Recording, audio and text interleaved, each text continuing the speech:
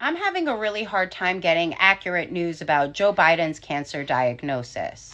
I often look to a current sitting president and their press conferences in order to get information. But according to Donald Trump, Joe Biden has like stage 27 cancer and then proceeded to rant and ramble about his own personal cognitive abilities and how he aces all the exams. Which leads me to believe, is Mattel a country isn't one of the questions asked on those tests.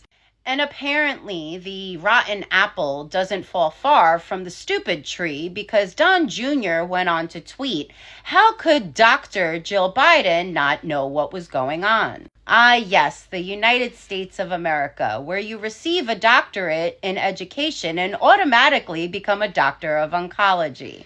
Now, one of my favorite parts about the press conference is when Donald Trump was talking about the prostate cancer diagnosis of Joe Biden. He went on to say that there is a test that all men get, and he became visibly uncomfortable. And you know what? Maybe his cognitive ability isn't as bad as we all think. I am genuinely proud of him for stopping himself from saying finger in the butt. Remember, y'all, humor is my defense mechanism. Now, me personally, I'm saddened to hear about Joe Biden's cancer diagnosis.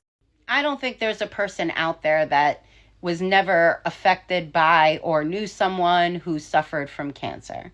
And to be honest, I don't know why the right is making such a big deal about Joe Biden's ability to have been president while he had cancer. I don't know if a lot of you understand the responsibilities of a president. But being an American gladiator isn't a part of that.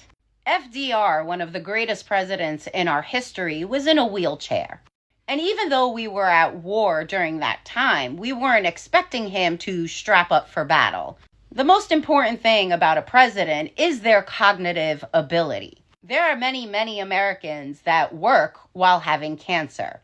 So whether or not he had it while he was president, for me personally, is irrelevant.